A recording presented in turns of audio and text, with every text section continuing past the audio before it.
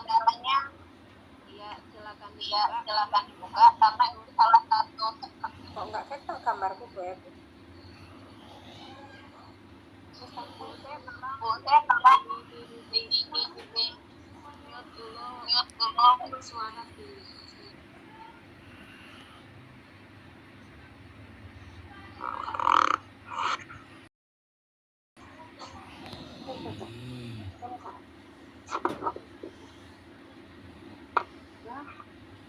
Assalamualaikum warahmatullahi wabarakatuh.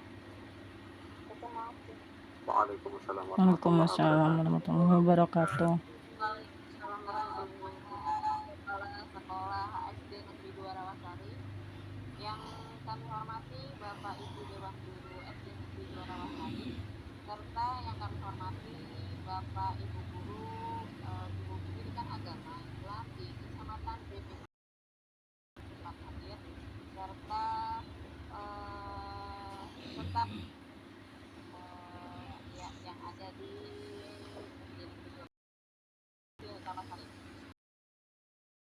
Pertama-tama marilah senantiasa kita mendoakan kehadirat Allah Subhanahu wa Ta'ala yang telah memberikan rahmat dan hidayah kepada kita, yang mana kita bisa melaksanakan kegiatan diseminasi penyebaran pemahaman dan penerapan pengalaman budaya positif dalam keadaan sehat walafiat.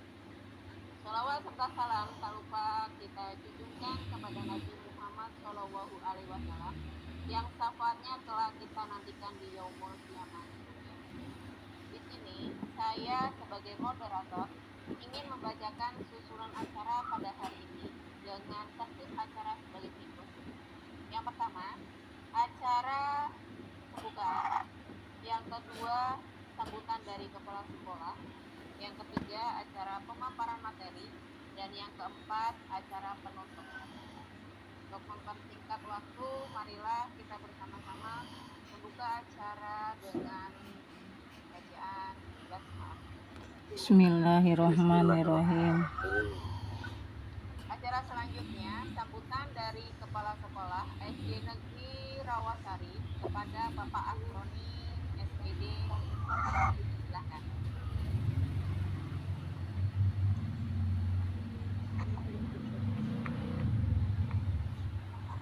Baik.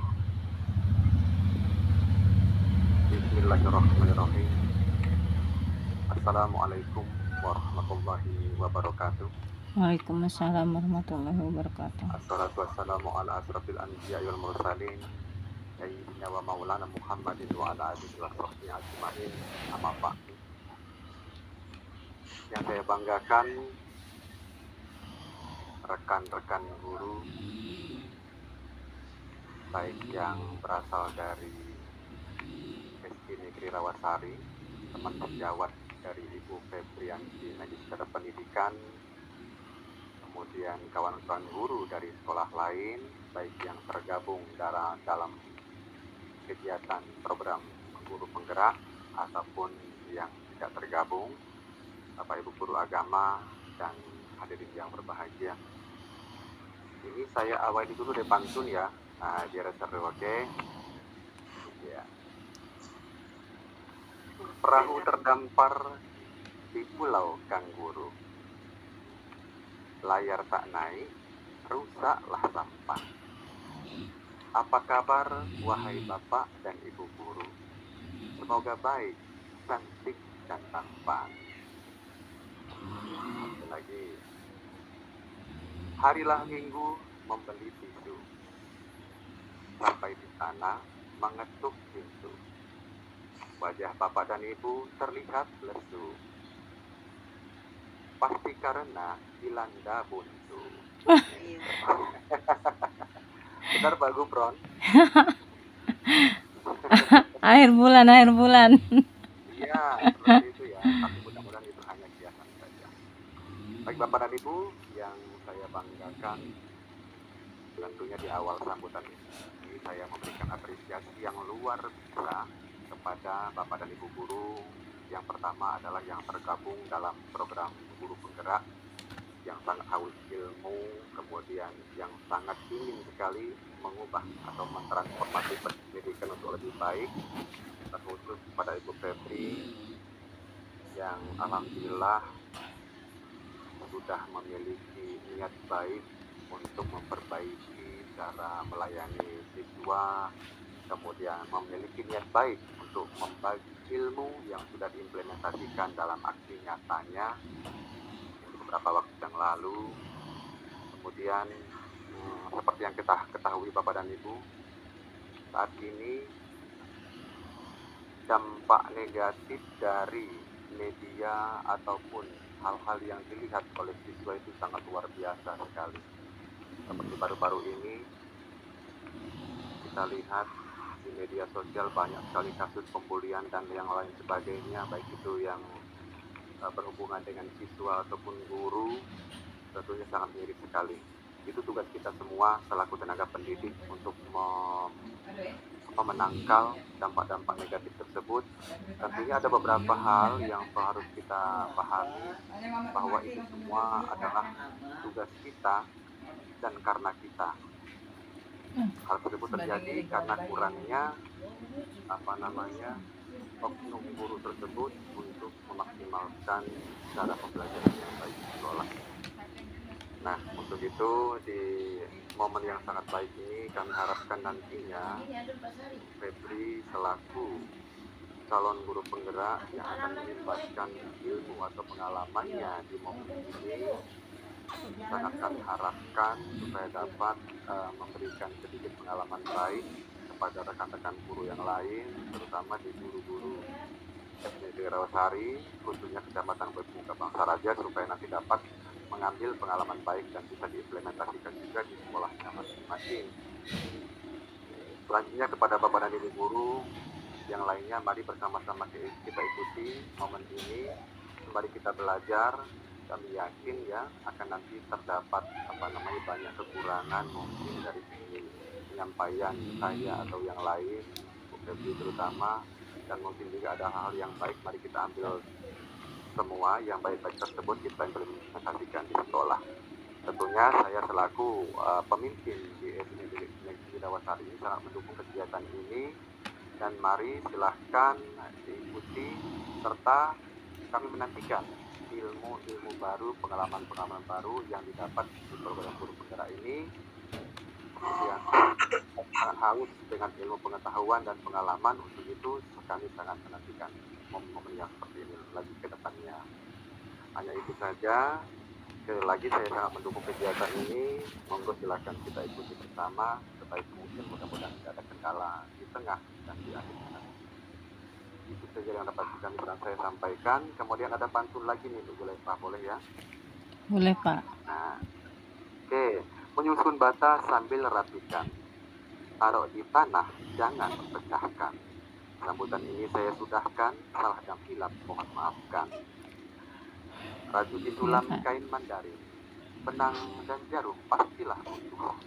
Akhiri salam wahai hadirin. Wassalamualaikum warahmatullahi wabarakatuh. Waalaikumsalam warahmatullahi wabarakatuh. Kepada Bapak Kepala Sekolah, yang telah diberikan. Cara selanjutnya, pemaparan materi, diseminasi pemaparan pemahaman dan penerapan pengalaman budaya positif yang akan disampaikan oleh Ibu Febriani kepada beliau. Baiklah. Assalamualaikum warahmatullahi wabarakatuh. Bapak Ibu guru SD Negeri Rawasari yang saya hormati, kepada Kepala Sekolah Pak Asroni SPD, dan teman-teman guru sekalian serta teman-teman CGP saya yang hebat. Alhamdulillah pada kesempatan siang hari ini saya masih diberikan kesempatan untuk berbagi ilmu kepada teman-teman sekalian. Bukan berarti di sini saya lebih hebat atau saya lebih tahu, akan tetapi apa yang telah saya dapatkan dari pengalaman saya dalam mengikuti pendidikan guru penggerak, ingin saya bagi kepada teman-teman saya yang sudah hadir di Gimit pada siang hari ini. Puji syukur kehadirat Allah Subhanahu wa taala karena Allah masih memberi saya kesehatan sehingga saya masih bisa berbicara di sini walaupun lewat tatap maya. Baiklah, Bapak Ibu, hari ini saya akan membagi pengalaman mengenai budaya positif ya. Mungkin kalau kita berbicara tentang budaya positif, saya rasa Bapak Ibu sekalian sudah banyak yang paham ya mengenai tentang budaya positif. Namun di sini saya akan membagikan pengalaman yang saya dapatkan agar apa yang saya dapatkan hari ini dapat kita terapkan kembali di sekolah kita masing-masing. Sebelum saya menyampaikan tentang budaya positif ini, saya akan memberikan satu video ya, harap video ini bisa Bapak Ibu refleksikan nanti setelah menontonnya, boleh memberi tanggapan tentang video yang akan ditampilkan ini. Silakan nanti diberi tanggapan oleh Bapak Ibu ya. Yang mau memberi tanggapan nanti angkat tangannya.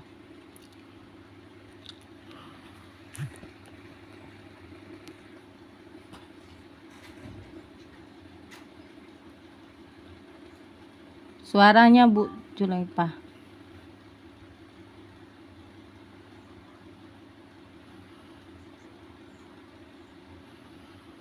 Suaranya nggak kedengaran. Iya, nggak terdengar Bu suaranya.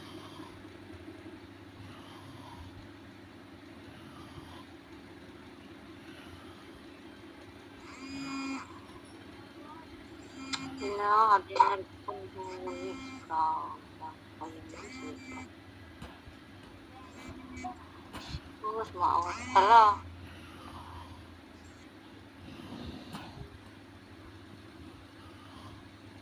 Halo.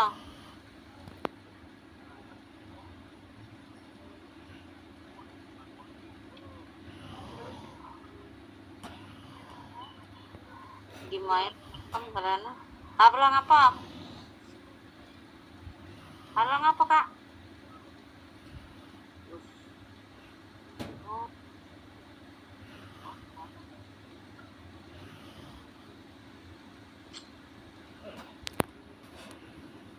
Numpun.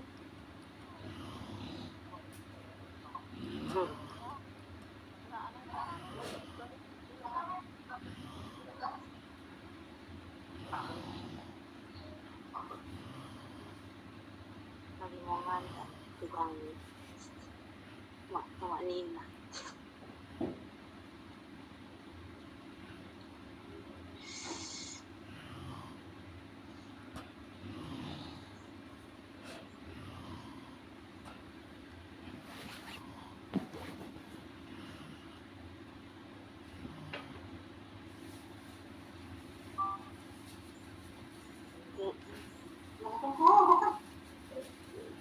Buat gambar-gambar na gawo, mangkas pa nga na sana sana nanti.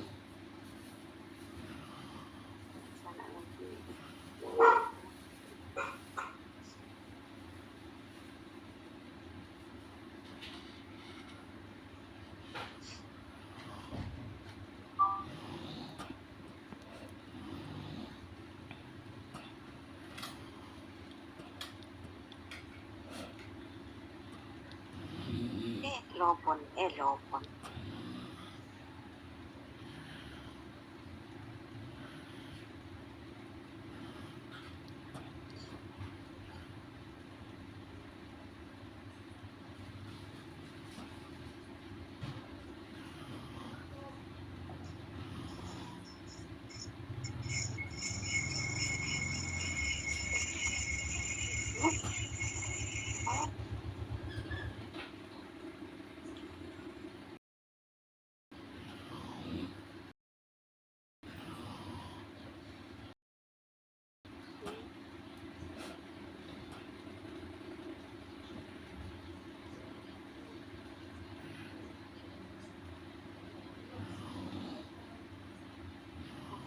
Yang cicmo bukas. Demikianlah Bapak Ibu sekalian, boleh memberi tanggapan dari apa yang telah kita saksikan tadi. Silahkan yang mau memberikan tanggapan dari video yang sangat luar biasa tadi, boleh mengangkat tangannya untuk memberikan komentarnya tentang video motivasi yang telah ditampilkan tadi. Ayo, siapa yang mau memberikan tanggapannya?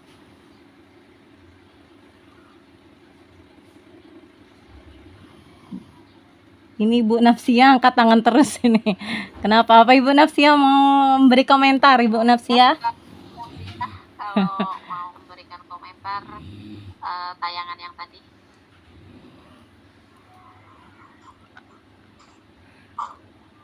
Tayangan dari video inspirasi yang telah kita tonton bersama. Apa dari Pak Asroni? Silakan Bapak Asroni memberi tanggapan mengenai video yang sudah kita saksikan tadi. Betul sekali, jika dilihat dari audio visualnya tadi sangat luar biasa sekali, mana kita sama-sama melihat ada bagaimana maksimalnya pelayanan seorang pendidik kepada muridnya. Melihat dari itu apresiasi kepada muridnya. Namun terdengar ini sepertinya memahami video secara lengkap. Iya. Tapi kalau melihat dari sana, tebak-tebakan ini sepertinya itu adalah cara kita bagaimana memperlakukan anak yang memiliki supaya seperti atau saya keliru, mohon nanti dijelaskan. Ya, terima kasih bagus Pak Asroni ya. Itu video itu memberi tanggapan untuk peserta didik ya. Silakan Pak Gufron tadi, Pak Gufron. Tanggapannya dari tontonan video tadi Pak Gufron.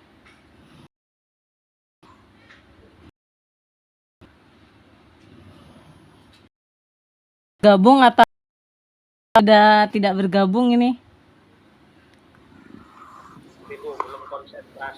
Belum konsentrasi.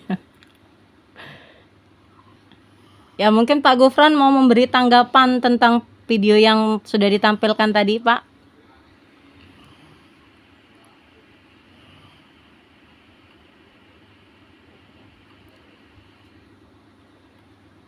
Oke, sekilas mungkin saya kasih komentar ya dari saya pribadi. Bahwasanya dari video tadi kita lihat ada seorang anak di mana anak ini tidak memiliki motivasi belajar. Dia cenderung kesulitan dalam belajar, tidak bisa membaca, bahkan untuk belajar bahasa Inggris itu sangat sulit. Nah, seorang guru itu memberikan motivasi berupa penghargaan dan dukungan kepada siswanya yang si Amran tadi agar dia mampu mengeluarkan motivasi dari dalam dirinya sendiri sehingga dia menjadi bisa untuk belajar. Dengan cara apa? Dengan cara diberikannya sulap tadi kan ya, dibuatkannya garpu, kemudian garpu itu dibengkokkan, kemudian siapa yang bisa dimotivasikannya, maka anak tadi mengangkat tangan, akhirnya dia bisa.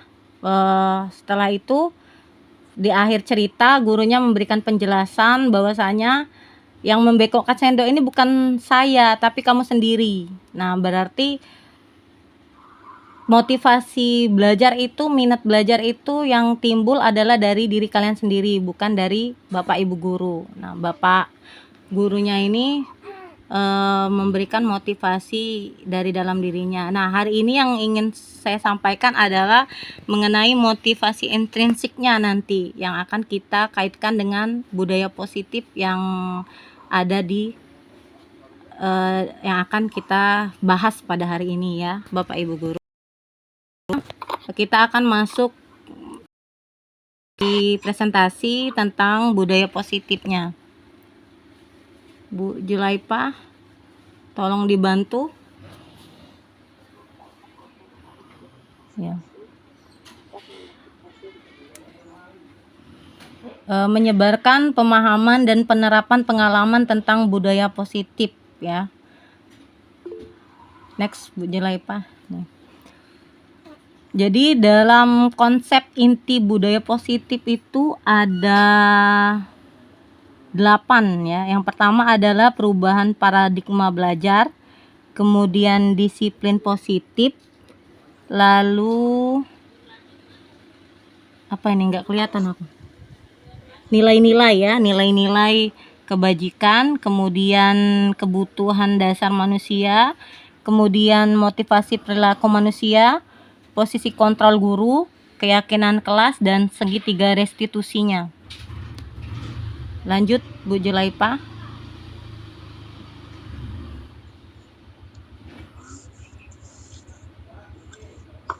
Nah, Bapak Ibu, tadi ada 8 konsep tentang paradigma baru ya, dimana kita akan memutakhirkan paradigma baru. Maksudnya adalah kita akan kembali kepada pembelajaran dengan cara pembelajaran paradigma baru. Kalau sebelumnya kan kita belajar itu dengan fokus pada guru ya.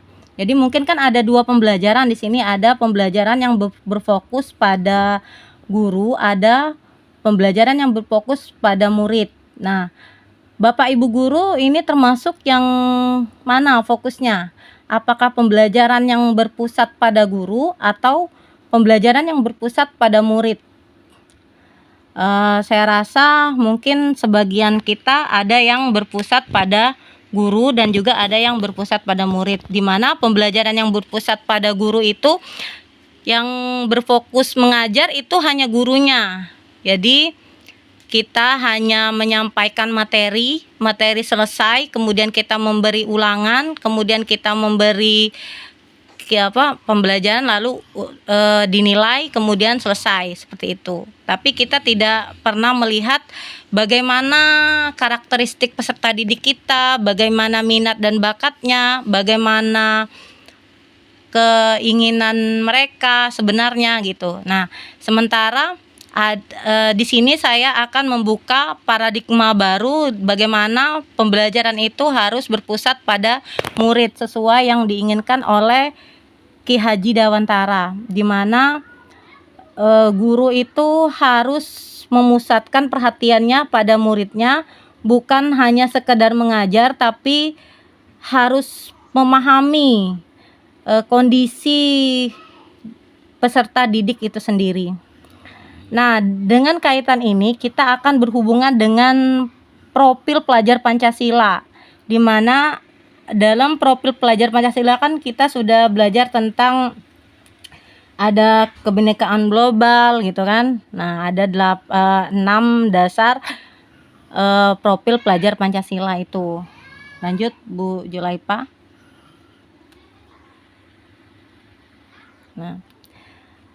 Nah, di sini ada miskonsepsi tentang teori kontrol ya. Dimana selama ini kita mengajar, kita hanya berfokus dengan ilusi kita sendiri Bapak Ibu, bahwa kita berpikir bahwa guru itu mengontrol murid. Jadi kita itu egois ya, kita merasa bahwa kita mampu mengontrol murid kita. Bahkan saya sendiri sebelum saya belajar sebagai guru penggerak itu, saya sendiri terkadang berpikir seperti itu, bahwa sebagai guru itu murid harus ikut apa yang dikatakan oleh gurunya, harus. Jadi tidak boleh tidak. Kalau seorang murid itu tidak mengikuti aturan yang disampaikan oleh Bapak Ibu gurunya, maka murid tersebut akan mendapatkan hukuman. Nah, ini termasuk kita sudah berilusi sebenarnya Bapak Ibu guru ya. Nah, ilusi guru bagaimana harus mengontrol muridnya. Muridnya harus seperti ini. Jadi seakan-akan muridnya itu seperti boneka yang dibuat sedemikian rupa dan harus mengikuti apa keinginan Bapak Ibu guru. Kemudian ilusi bahwa membuat bersalah, kritik, dan karakter. Nah, kita pun berilusi ya. Kita berilusi bahwa kita membuat rasa bersalahnya, mengontrol karakternya ya, sehingga ruang gerak siswa itu terbatas, hanya sebatas ke diperintah oleh Bapak Ibu guru, bukan karena kesadaran dari dalam dirinya sendiri. Kemudian ada lagi yang namanya ilusi bahwa semua perubahan positif, efektif, dan bermanfaat. Dan kita pun beranggapan bahwa semua perubahan yang terjadi itu atas dasar positif, efektif, dan bermanfaat, sehingga siswa itu harus senantiasa kita kontrol, sehingga siswa harus ikut aturan yang kita buat. Kemudian ada ilusi bahwa orang dewasa itu berhak memaksa. Nah, di sini kan sifat egois kita nampak ya, karena orang dewasa itu berhak memaksa ya. Jadi karena kita merasa bahwa peserta didik kita adalah anak kecil, sehingga kita pantas untuk memaksa mereka. Misalnya ya, contohnya kecil Bapak Ibu guru, misalnya kita bilang anak-anak hari ini harus datang jam 7 pagi ya. Jadi besok kalau kalian tidak datang jam 7 pagi, awas gitu. Nah kan karena kita paksa kan, jadi mereka sehingga di rumah bilang, Bu, saya mau bangun hari ini jam 7 pagi karena takut kena marah nanti besok sama ibu wali kelasnya atau ibu, termasuk saya gitu ya, guru agama gitu.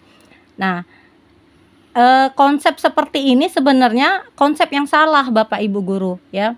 Tetapi ini terus berulang pada diri kita, termasuk saya. Sebelum saya mengikuti guru penggerak, ini konsep ini selalu saya gunakan. Nah, di sini saya akan mengajak Bapak Ibu guru, dari konsep yang salah ini kita akan berada di konsep teori kontrol. Nanti bagaimana kita bisa mengontrol anak murid tanpa harus memaksa mereka, tetapi kita memunculkan motivasi intrinsik dari dalam diri mereka, sehingga mereka melakukan apapun kegiatan itu tidak dipaksa, tapi dengan keyakinan sendiri, yaitu dengan motivasi intrinsik yang ada di dalam diri mereka.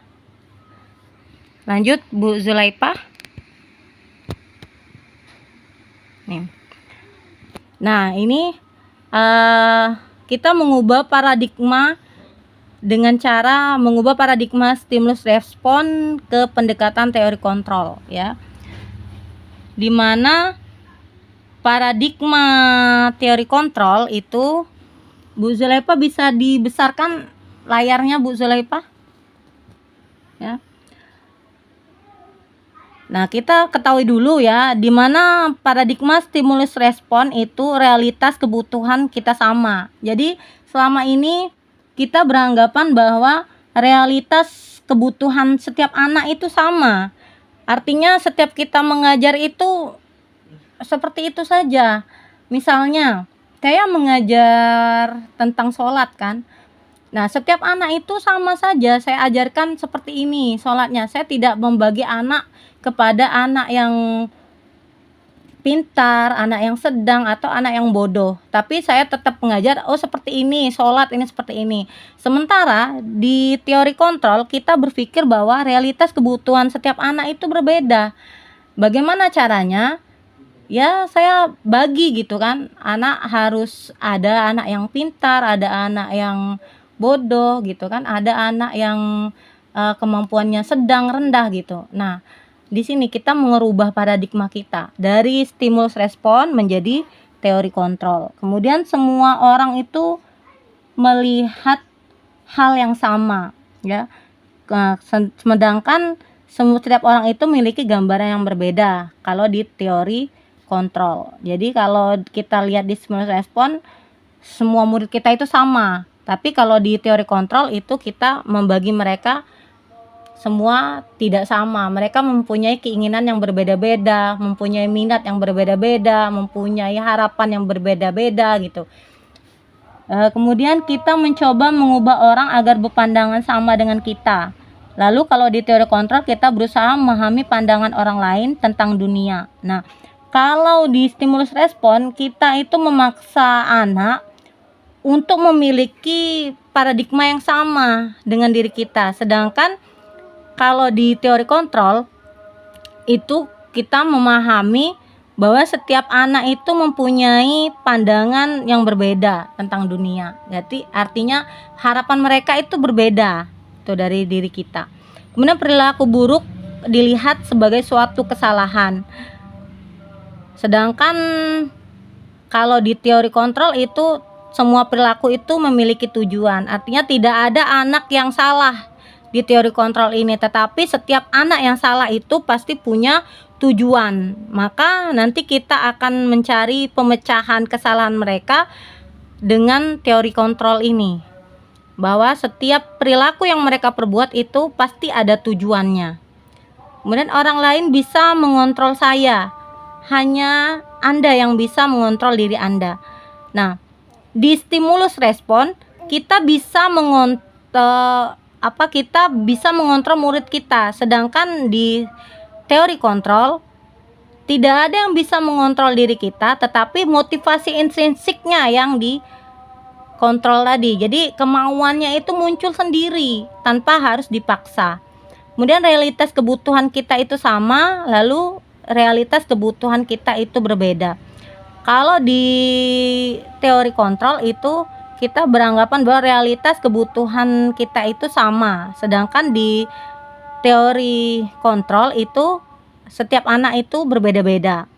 Kemudian semua orang melihat hal yang sama, setiap orang memiliki gambaran yang berbeda. Kemudian kita mencoba mengubah orang agar berpandangan sama dengan kita. Kita berusaha mengubah pandangan orang lain tentang dunia. Perilaku buruk dilihat sebagai suatu kesalahan. Semua perilaku memiliki tujuan. Orang lain bisa mengontrol saya, hanya saya. Tadi sudah ya. Saya bisa mengontrol orang lain, Anda tidak bisa mengontrol orang lain. Nah, kemudian pemaksaan ada pada saat bujukan gagal. Jadi ketika kita memaksa anak itu gagal, maka kita kasih hukuman gitu di stimulus respon. Artinya anak-anak itu harus nurut sama kita. Sedangkan di teori kontrol, kolaborasi dan konsensusnya menciptakan pilihan-pilihan baru. Artinya anak berhak memilih. Jadi ketika mereka tidak menginginkan apa yang kita bicarakan, nanti kita kasih rangsangan untuk memilih apa gitu kan, kesalahannya apa gitu, terus solusinya bagaimana gitu. Nanti kita akan cari solusinya secara bersama tanpa harus memaksa dia. Ya. Kemudian model berpikirnya menang atau kalah. Model berpikir menang-menang. Nah, di sini kita selalu membatasi seperti ini, bahwa kita adalah seorang guru, kemudian peserta didik kita adalah murid. Jadi guru itu harus berpikir bahwa harus menang gitu. Guru tidak boleh kalah dari anak muridnya, dan yang kalah adalah muridnya. Nah, di sini stimulus responnya seperti itu. Artinya murid mau tidak mau harus mengalah dengan gurunya. Sedangkan di teori kontrol kita tidak boleh berpikir seperti itu. Kita harus berpikir bahwa guru pemenang, murid juga pemenang. Artinya sama-sama nanti kita akan cari solusi dari setiap kesalahan yang diciptakan oleh mereka. Mereka sendiri yang akan mencari memikirkan kesalahan mereka apa, kemudian nanti solusinya apa akan dicari secara bersama. Lanjut. Nah, ini disiplin positif. Bapak Ibu guru, kalau kita berbicara tentang disiplin positif, tentunya saya rasa Bapak Ibu guru sudah paham semua ya. Ya enggak Pak Gufron? Ya, bagaimana, masih menyimak Bapak Ibu? Halo? Ya, kalau masih saya dengar dulu tanggapannya tentang disiplin ini. Bagaimana? Saya rasa udah paham semua ya kalau udah berbicara tentang disiplin ya. Coba yang mau berkomentar tentang disiplin. Coba Ibu Wiwin, coba disiplin apa? Bu Wiwin? Boleh beri tanggapan Bu Wiwin tentang disiplin?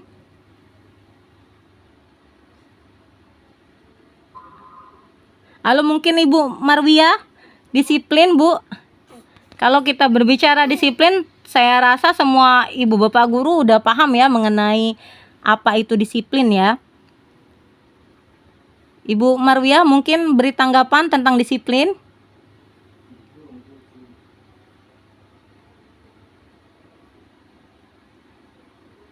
Halo Ibu Bapak.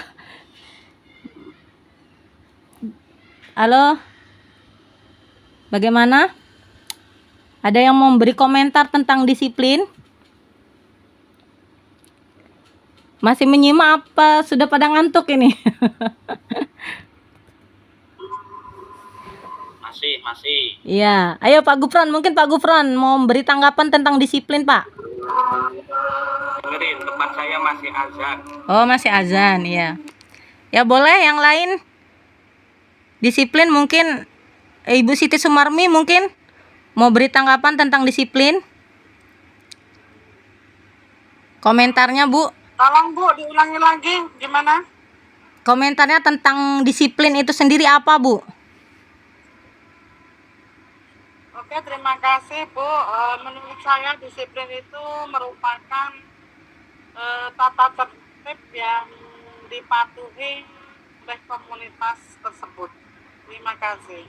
Ya, disiplin itu tata tertib ya.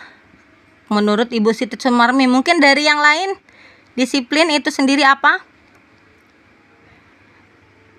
Ya, kalau kita berbicara, kalau kita dengar kata disiplin itu sendiri, sebenarnya kan kita sudah pada paham ya Bapak Ibu, karena kan disiplin itu adalah identik dengan aturan biasanya kan. Anak-anak harus datang jam 7 pagi. Kalau tidak datang berarti tidak disiplin ya. Kalau lewat dari jam 7 berarti anak-anak sudah melanggar aturan, tidak disiplin. Kemudian anak-anak harus memakai atribut yang lengkap ketika upacara. Kalau tidak memakai atribut yang lengkap, maka anak-anak ini sudah melanggar tata tertib ya, gitu, aturan yang ada di sekolah gitu. Nah, sebenarnya disiplin itu sendiri ya, kalau dari kata berasal dari kata disiplina yang berarti itu belajar. Disiplin itu sendiri adalah mengacu pada disiplin diri yang berarti tanggung jawab terhadap apa yang dilakukannya berdasarkan nilai yang diyakininya.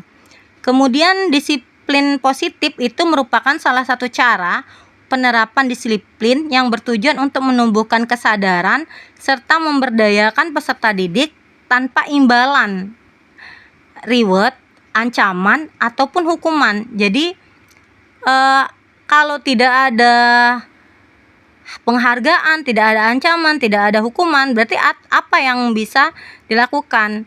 Nah, yang kita lakukan adalah sebagai pendidik itu kita menciptakan peserta didik yang memiliki disiplin diri sehingga mereka berperilaku mengacu pada nilai kebajikan yang universal dan memiliki motivasi intrinsik dalam perubahan perilaku ke arah yang lebih baik. Yang mau kita gali adalah motivasi intrinsiknya.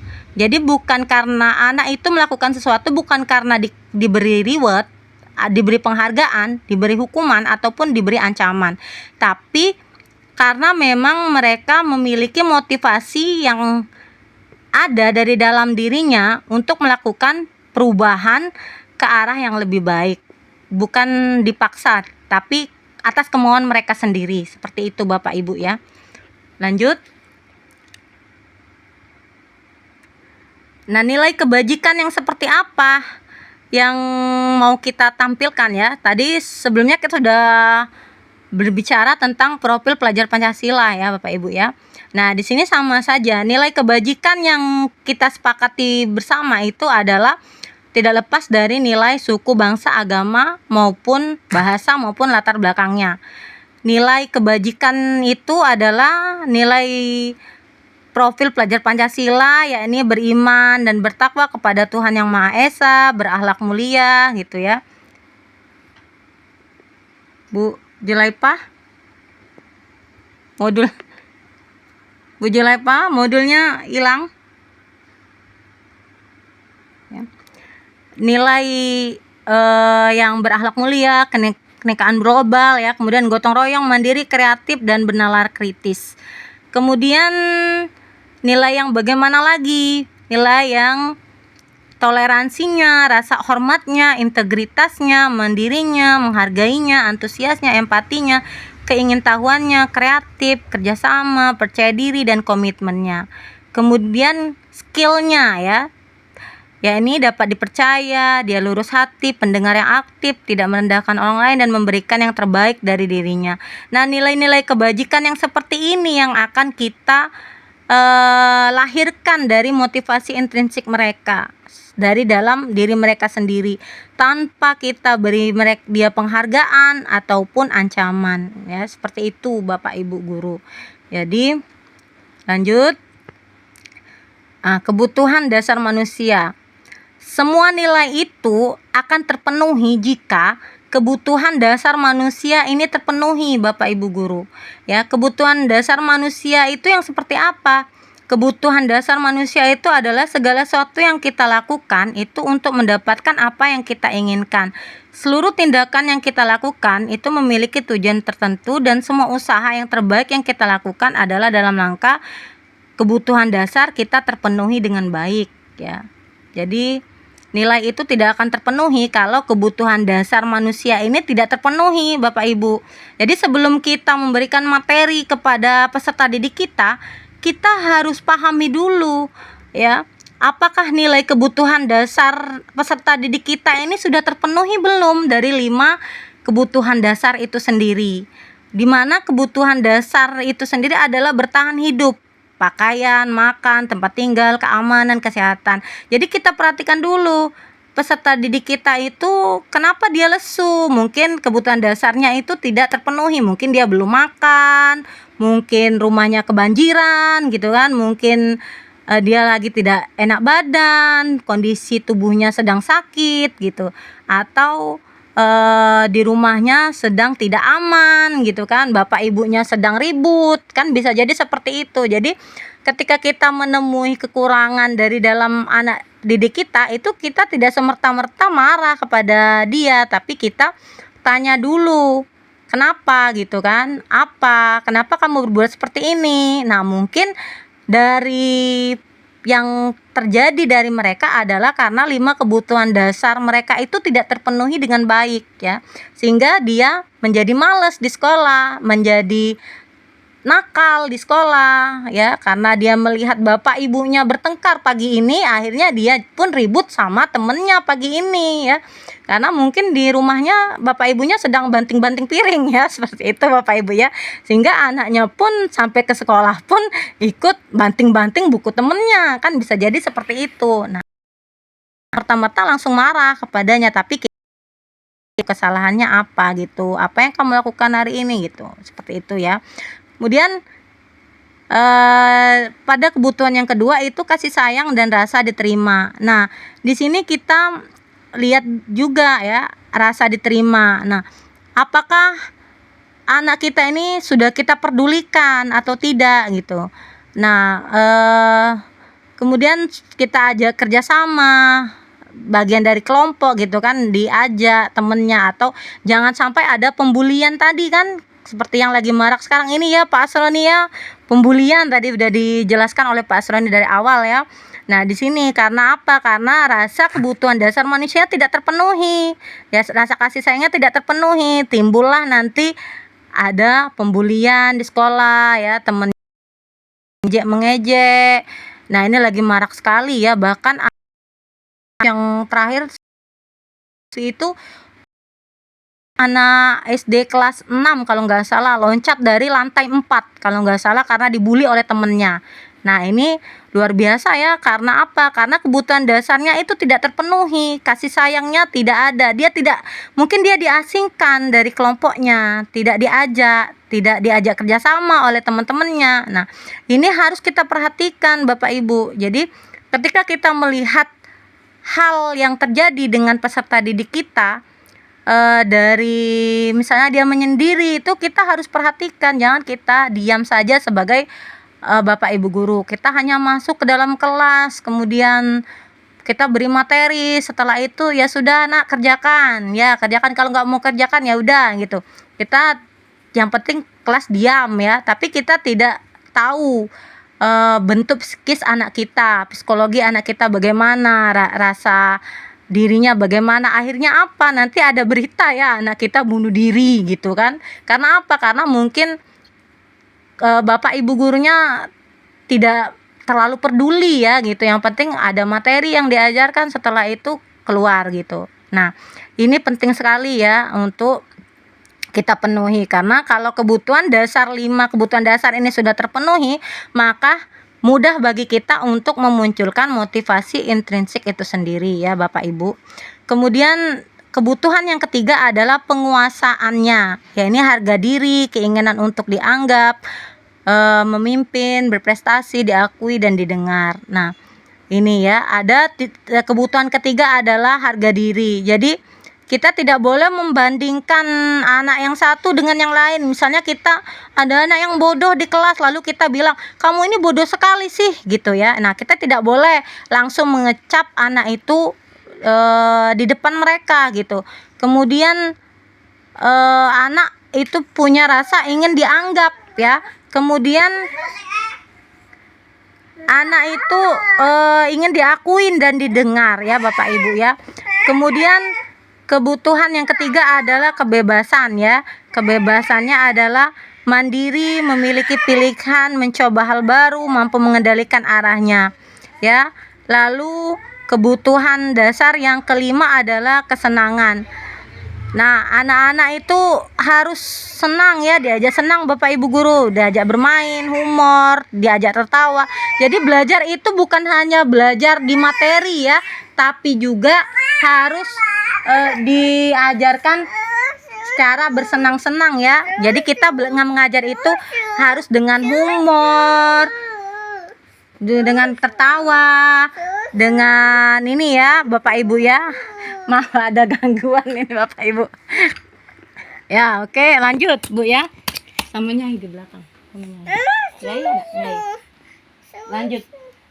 Lanjut Bu Julaipa ya, lanjut. Ya. Motivasi perilaku manusia ya. Motivasi perilaku manusia itu ada 3 ya. Untuk menghindari ketidaknyamanan atau hukuman, untuk mendapatkan imbalan atau penghargaan dari orang tua, untuk menjadi orang yang mereka inginkan.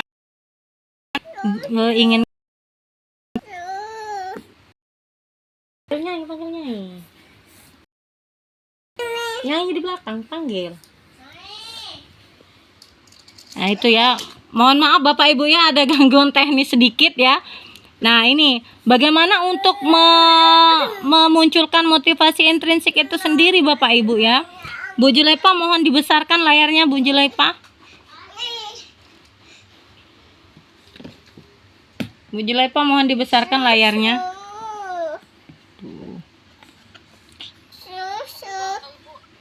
Ya, layarnya dibesarkan dikit Bu Julaipa, udah ya. Nah, untuk menghindari ketidaknyamanan atau hukuman ya. Ini ada timbal baliknya ya, antara untuk mendapatkan imbalan atau penghargaan dari orang lain. Nah, untuk menjadi orang yang mereka inginkan itu termasuk motivasi intrinsiknya. Kalau untuk menghindari ketidaknyamanan atau hukuman itu kita hanya memunculkan motivasi ekstrinsiknya ya. Jadi yang ingin kita tampilkan adalah motivasi intrinsik. Ekstrinsik itu adalah dari luar dirinya ya. Dia melakukan semua kegiatan itu karena ingin dipuji gitu ya, ingin mendapatkan perhatian, ingin mendapatkan penghargaan, tapi bukan karena kesadarannya itu sendiri. Nah, yang ingin kita gali adalah kesadaran dari peserta didik kita itu sendiri ya. Lanjut Bu Julaipa. Nah itu Nyai panggilnya ya. Nah ini ada namanya hukuman konsekuensi dengan restitusi. Bisa dibesarkan Bu Julaipa?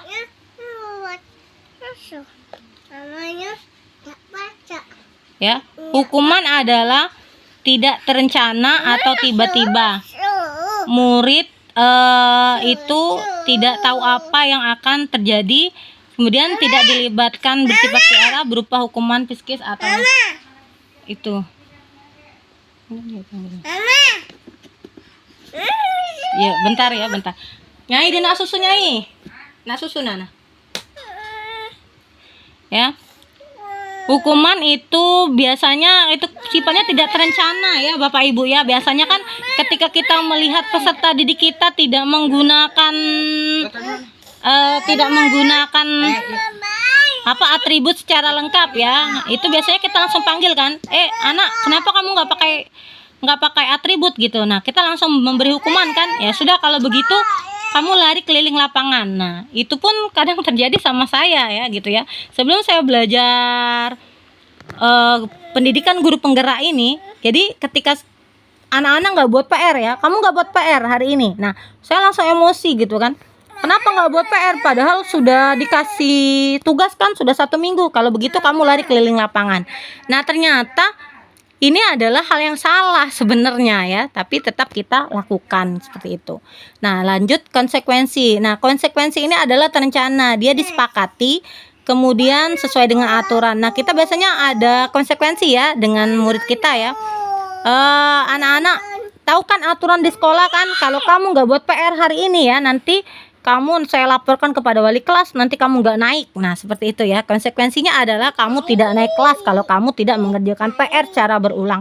Nah ini ya sering kita lakukan. Nah sikap guru seperti ini adalah kita memonitor ya. Sementara yang akan kita pelajari di sini adalah restitusi. Nah di mana restitusi ini adalah prosesnya itu menciptakan kondisi bagi murid ya untuk memperbaiki kesalahan. Nah kemudian prosesnya itu kolaboratif yang mengajarkan murid untuk mencari solusinya sendiri. Jadi ketika dia salah, kita tidak langsung menghukumnya, tetapi kita bertanya sama-sama ya, apa yang terjadi gitu. Kesalahan apa yang kamu perbuat? Nah, seperti itu ya. Dengan cara melakukan keyakinan kelas terlebih dahulu Bapak Ibu ya. Lanjut. Nakal. Lanjut. Iya, balik duluan pula.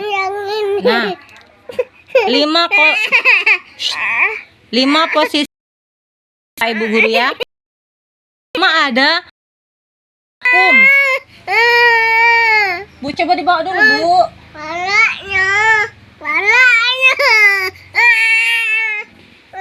Penghukum ya. Kemudian posisi pembuat rasa bersalah, teman, pemantau dan manajer ya. Nah, sini ada 5 posisi kontrol ya. Di sini yang akan kita pelajari secara bersama Bapak Ibu ya, bahwa ada 5 posisi kontrol guru, di mana posisi penghukum, pembuat rasa bersalah, teman, pemantau dan manajer. Mungkin Bapak Ibu guru berada di posisi yang mana nih? Apakah posisi penghukum atau posisi pembuat rasa bersalah atau posisi teman, pemantau, manajer? Mungkin Pak Gufron atau Ibu guru yang lain mau memberi tanggapan ya. Kalian berada di posisi yang mana nih? Kalau posisi penghukum ini lebih cenderung menghukum ya. Kemudian kalau pembuat rasa bersalah ini nanti saya akan kasih contohnya ya berupa kata-kata ya gitu ya. Salah itu kita akan rasa bersalah kepada. Sedangkan teman itu kita cenderung mengajak murid itu sebagai teman kita gitu ya. Kalau pemantau itu lebih memonitor ya. Sedangkan posisi manajer itu adalah posisi yang terbaik ya dari kelima. Nah, mungkin Bapak Ibu berada di posisi yang mana nih? Ya. Mungkin Bu Syeh mau beri komentar Bu Syeh. Bu Si Prayogi. Silakan Bu Si. Ya. Bu Si. Kolaborasi kan tergantung, kadang-kadang ya di posisi teman, Ya. kadang ya di manajer. Kadang jadi tergantung kolaborasi Bu ya. Ya. Mungkin Ibu Karsila, Ibu berada di posisi yang mana, Bu? Dari kelima posisi kontrol guru ini, Bu Karsila.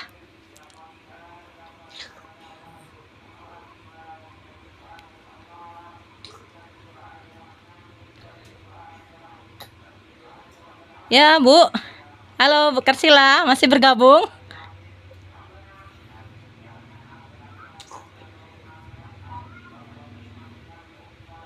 Ya. Jadi sebenarnya kelima posisi kontrol guru ini sebenarnya bagus ya Bapak Ibu guru ya.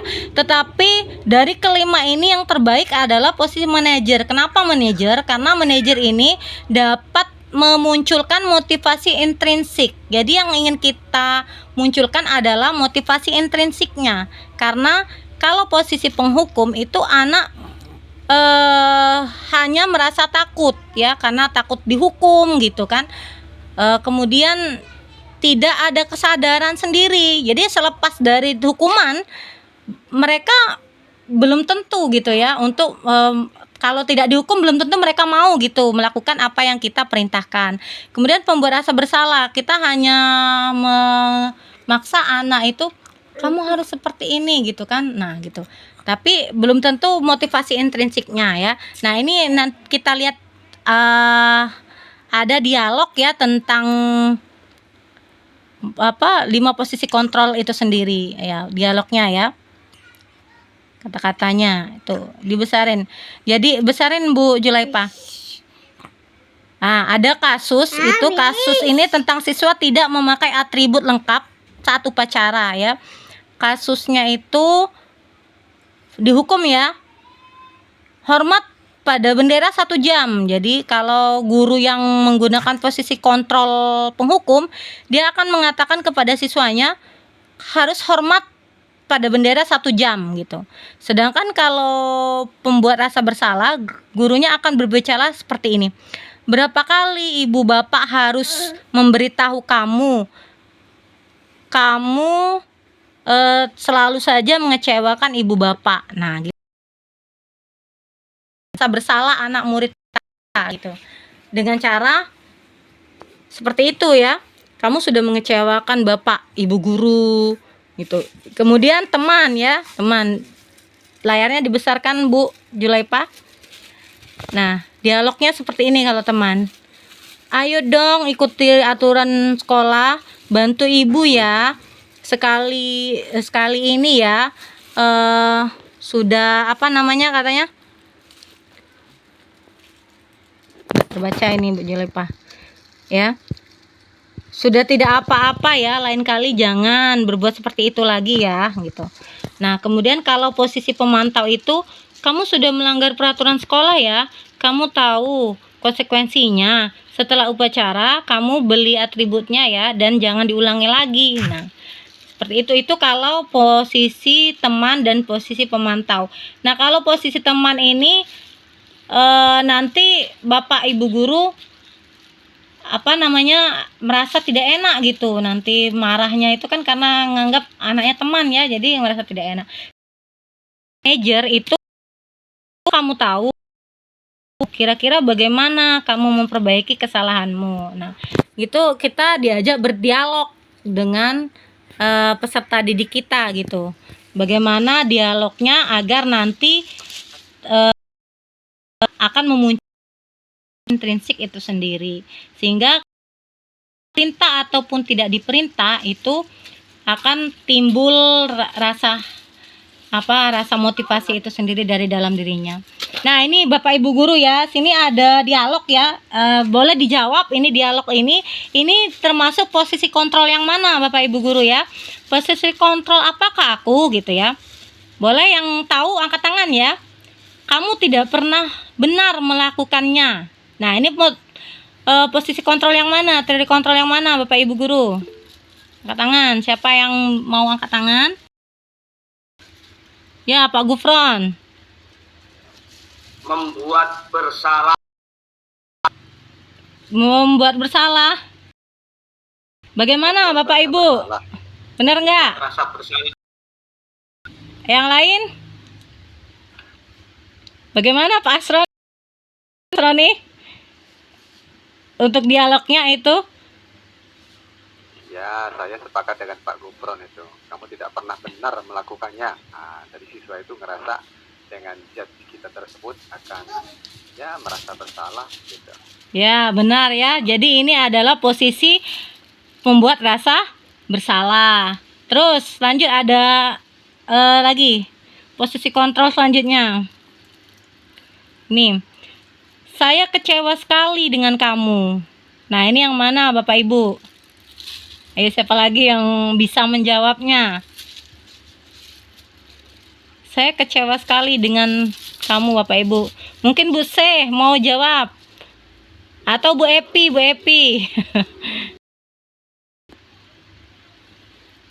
Saya kecewa sekali dengan kamu. Ini yang mana ini? Bu Julaipa. Masih anget ini Bu Julaipa. Dengan kata-katanya saya akan Iya. saya kecewa sekali dengan kamu, seolah kita kan membuat mereka mikir lagi gak enak gitu ya. Iya. Jadi teman kalau nggak salah, teman. Posisi kontrol teman. Ya, bagaimana Pak Gufron? Sepertinya Pak Gufron ini mau memberi tanggapan ini. Udah senyum-senyum sendiri dia Pak Gufron. Ini kalau menurut saya Bu ya, tergantung intonasinya kayaknya. Iya. Intonasi membacanya kayaknya. Iya, gitu ya intonasinya. Ini kalau saya yang baca kayaknya agak-agak emosi nih, marah. Agak marah gimana Pak Gufron? Ujung-ujungnya dihukum ini kayaknya ini. Penghukum gitu maksud Pak Gufron. Ya, Kayaknya ini yang benar ini Bu Julaipah ini Pak Gufron. Saya kecewa sekali dengan kamu. Nah, ini kan dia tuh seolah-olah menganggap teman gitu. Jadi kan ini posisi teman gitu Pak Gufron. Karena menggunakan kata-kata kamu gitu. Iya, karena menggunakan kata-kata kamu gitu kan. Jadi dia menganggap siswanya itu sebagai temannya Pak Gufron. Jadi teori kontrolnya sebagai teman. Gitu. Ya, lanjut. Teori kontrol apakah aku gitu. Ada lagi Bu Julaipa?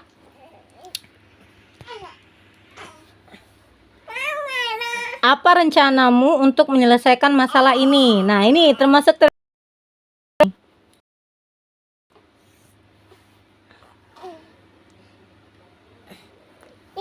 ayo mungkin yang lain ya, Ibu Marwiyah, mungkin Bu Marwiyah. Ini termasuk teori kontrol yang mana Bu Marwiyah?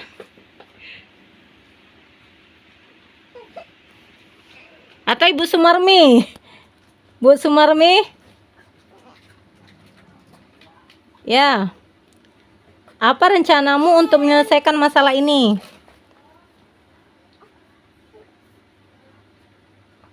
On kamera, on nih. Ya. Belum on. Masih up dianya nih. Belum lagi on. Ya sudah on kan dulu ya. Ya, Sepertinya Tante Pak mau Ilham, jawab. Ya Pak Ilham, mungkin Pak Ilham. Ya, silakan. Pak Ilham, posisi kontrol yang mana Pak Ilham? Apa rencanamu untuk menyelesaikan masalah ini? Posisi kontrol apakah aku? Yang mana Pak? Mana Pak Ilham? posisi pemantau kayaknya. Posisi pemantau. Bagaimana ini Bu Wiwin? Apakah benar itu posisi pemantau Bu Wiwin? Ya, kalau menurut saya ketika ada pertanyaan apa rencanamu untuk menyelesaikan masalah ini, itu posisi kita berada di posisi kontrol. Itu kalau menurut saya. Terima kasih. Ya, jadi yang benar ini adalah tanggapan dari Bu Wiwin, Pak Ilham ya. Jadi karena ada pertanyaan, apa rencanamu untuk menyelesaikan masalah ini? Berarti itu di posisi manajer. Jadi ada pertanyaan. Jadi posisi manajer itu tidak semerta-merta langsung menjas, tapi ada pertanyaan, ada timbal balik. Jadi ditanyakan kemudian dijawab gitu ya, ada pertanyaan yang diajukan kemudian pertanyaan itu dijawab ya, gitu Pak Ilham ya. Jadi ini adalah posisi manajer, apa rencanamu untuk menyelesaikan masalah ini gitu. Nah, lanjut Bu, sudah paham, sudah pada ini mengerti ya Bapak Ibu dengan apa yang saya bagikan ya, dengan apa yang saya sharingkan ya siang hari ini ya tentang teori kontrol ya. Lanjut Bu Julaipa. Ya, ayolah lakukan demi Bapak Ibu ya gitu. Nah, ini termasuk teori kontrol yang mana ini? Mungkin Ibu Napsia, Ibu Napsia? Apa Ibu Handa, Bu Handa? Mana Bu Handa? Belum ada suaranya Bu Handa dari tadi nih. Bu Handa? Masih hadirkah Bu Handa?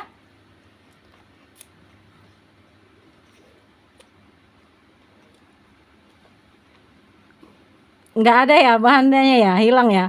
Atau Pak Gufron mau coba lagi jawab ini.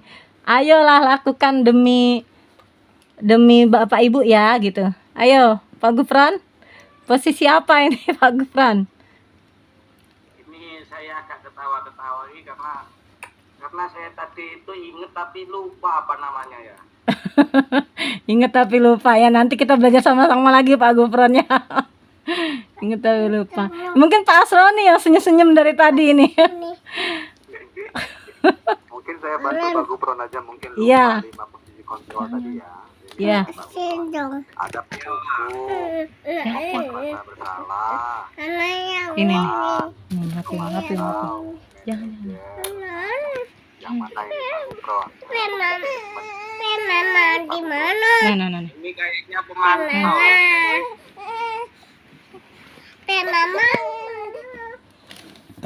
Ya, yang mana ini Pak Gufron?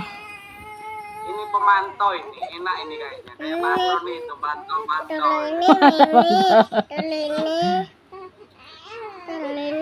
Gimana ini Bu Sumarmi? Bener apa enggak Bu Sumarmi? Pemantau. Ya, saya tuh mau ngomong dari tadi. Enak memandang Pak Asroni memantau. Enak memandang Pak Asroni ya, memantau ya. Iya, makanya dari Asroni itu.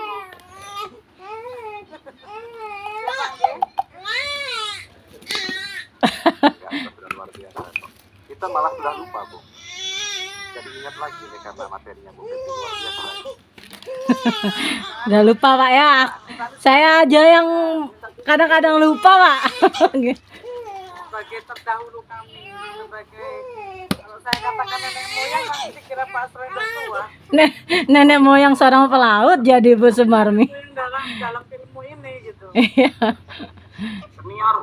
Senior, iya. Nanti selanjutnya nih Pak Gufron ini yang mau daftar ini. Oh, carinya di sana belakang. Nah, gitu. Jadi gimana ini, Pak? Bagaimana Bu Sumarmi? Posisi apa ini Bu Sumarmi? Tanggapannya? Ayolah lakukan demi Bapak Ibu ya. Gitu.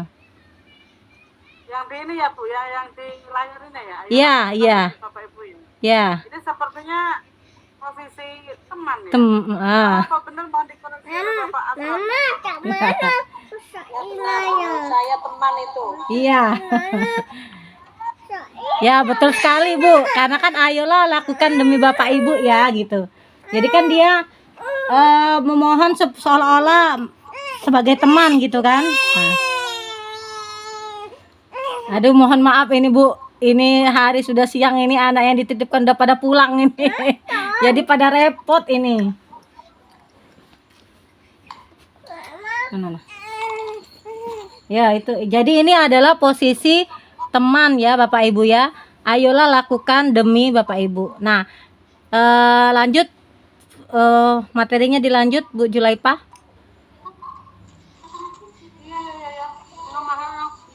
Kamu tidak pernah mendapatkan nilai jika tidak mengerjakan tugas. Nah, ini posisi yang mana ini Bapak Ibu? Kamu tidak pernah mendapatkan nilai jika tidak mengerjakan tugas. Posisi yang mana ini? Ya, tinggal dikit lagi Bu. Tinggal sekitar berapa materi lagi lah, dikit lagi. Iya. Bentar, dikit lagi Bu. Kira-kira 10 menit lagi lah selesai ini. Dilanjut aja. Lanjut aja, next aja Bu Julaipah biar cepet. Ya. Ini mengapa keyakinan kelas bukan peraturan kelas. Jadi, kenapa yang saya tampilkan di sini adalah keyakinan kelasnya, bukan peraturan kelas Bapak Ibu. Karena peraturan itu adalah aturan, sedangkan keyakinan itu adalah yakin ya. Yang dicari adalah keyakinannya, seperti kita yakin bahwa Allah Tuhan kita adalah Allah gitu kan. Jadi yang kita tampilkan adalah keimanannya, keyakinannya dari dalam dirinya gitu.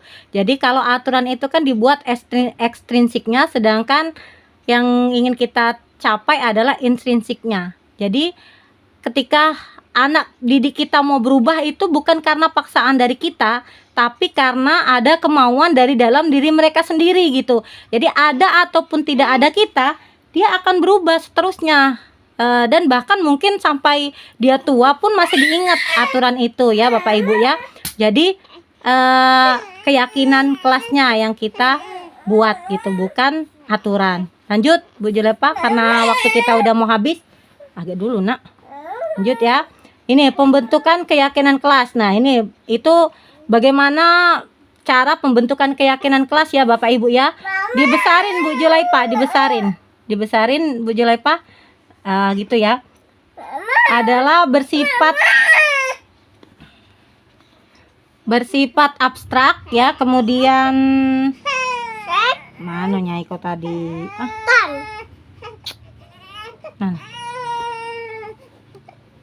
nah gitu ya Bapak Ibu ya, bisa dibaca sendiri Bapak Ibu ya biar agak cepet ya. Nah kemudian itu saya tampilkan contohnya ya Bapak Ibu ya, yang di sebelah Bu Julaipah di itu. Nah ini contoh keyakinan kelas yang telah saya buat ya Bapak Ibu ya. Boleh diterapkan nanti di kelasnya masing-masing Bapak Ibu, karena pengimbasan ini adalah tujuannya agar Bapak Ibu itu membuat keyakinan kelas di kelasnya masing-masing. Jadi Bapak Ibu mulai sekarang ubah paradigmanya untuk membuat peraturan kelas itu menjadi keyakinan kelas. Jadi ketika anak melakukan kesalahan itu jangan langsung dihukum Bapak Ibu, tapi kita gunakan posisi kontrol guru gitu ya, dengan menggunakan kita buat keyakinan kelasnya dulu, nanti akan kita jalankan dengan posisi kontrol manajer tadi Bapak Ibu guru ya. Lanjut Bu Julaipah. Nah gitu, bagaimana ada segitiga restitusi ya. Segitiga restitusi itu adalah kita menggunakan posisi kontrol teori manajer tadi, yaitu dengan dengan menstabilkan identitas dulu, lalu kita validasi tindakan yang salah, kemudian kita menanyakan keyakinan. Nah itu tahapan dari segitiganya ya, dimana itu bisa dibaca ya, karena waktu kita sudah mau habis jadi agak saya cepatkan ya tuh, karena saya kejar-kejaran juga nanti Bapak ya. Lanjut, nah sudah ini nanti aja Bapak ya. Di sini ada validasi tindakan yang salah, itu bagaimana itu dibaca ya. Nanti kita akan stabilkan nanti dengan pertanyaan-pertanyaan, sehingga nanti siswa itu akan mencari sendiri solusinya. Solusi ketika dia melakukan kesalahan, nanti dia akan sadar, kemudian dia tidak mengulangi kesalahannya itu dengan segitiga restitusi tadi, yaitu dengan menstabilkan masalah, validasi masalah, kemudian menanyakan keyakinan.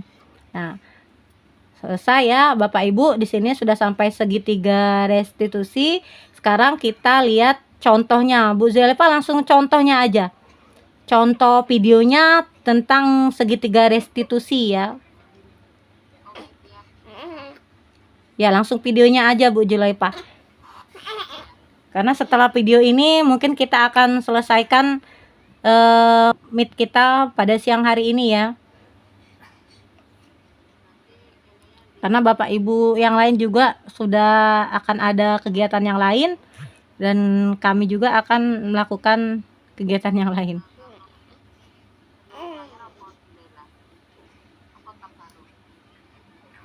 Yang video yang ku kasihinkan tadi. Iya, takutnya nggak ada suaranya lagi. Suaranya putar di HP-mu aja biar dibesarin. Kan masih bisa dengerin, deketin itu. Putar dari HP-mu suaranya. Masih belum ada suaranya ya? Ibu, masih belum ada suaranya? Belum, nanti aku kirim ke grup masing-masing, jadi nanti itu. Dibesarin aja dulu Bu, itu pakai itu. Pakai HP-mu aja, HP-mu diputar juga itu dibesarin biar ada suara dari situ. Volume di laptopnya dibesarkan. Iya. Earphone-nya aku dilempar diarahkan.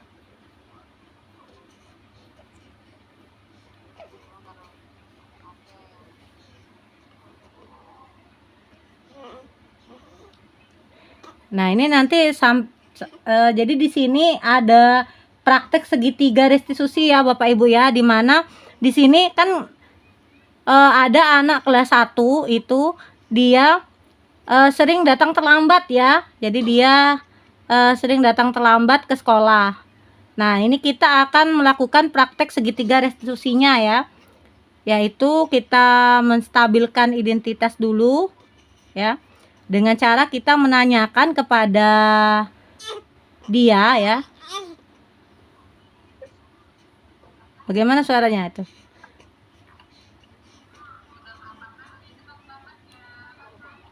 Itu sudah agak ada suaranya Bu, sudah. Besarin di.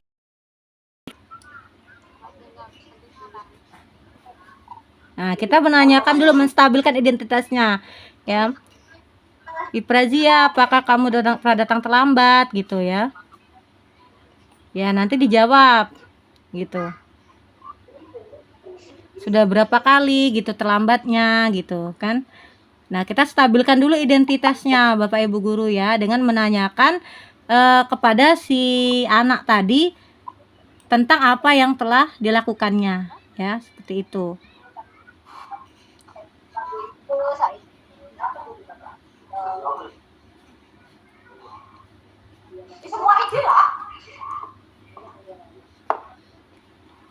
Yang penting ditayangkan aja nggak apa-apa ya Ibu. Iya, ditayangkan aja jelasin.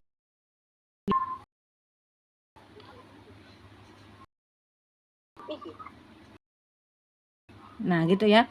Jadi ini kita stabilkan Pak Ibu guru ya.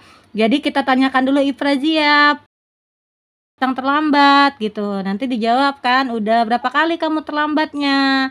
Udah 2 kali gitu kan dijawabnya. Nanti kita validasikan kesalahannya. Oh iya, nggak apa-apa. Semua orang itu pernah berbuat salah. Yang penting kita tidak melakukan kesalahan yang lebih dari itu. Ibu sangat menghargai apa yang telah dilakukan gitu. Nah, baru kita menanyakan keyakinan, ya. Apakah Iprazia apa?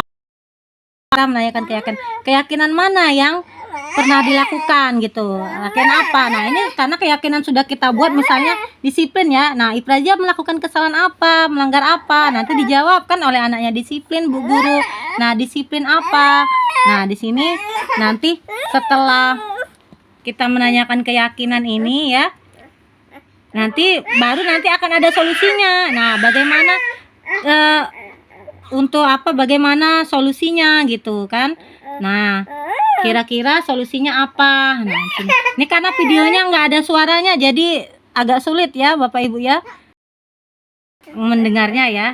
Yang penting ditampilkan dulu, nanti saya kirim di grup aja ya contohnya ya. Saya kirim di grup aja contohnya ya Bapak Ibu guru ya. Nah, gitu ya. Mungkin lanjut ya. Nah, ini untuk kasus kedua ya. Nah, ini kasus kedua, ini si Fahri ini bertengkar ya dengan temannya karena temannya nyontek waktu ulangan. Nah,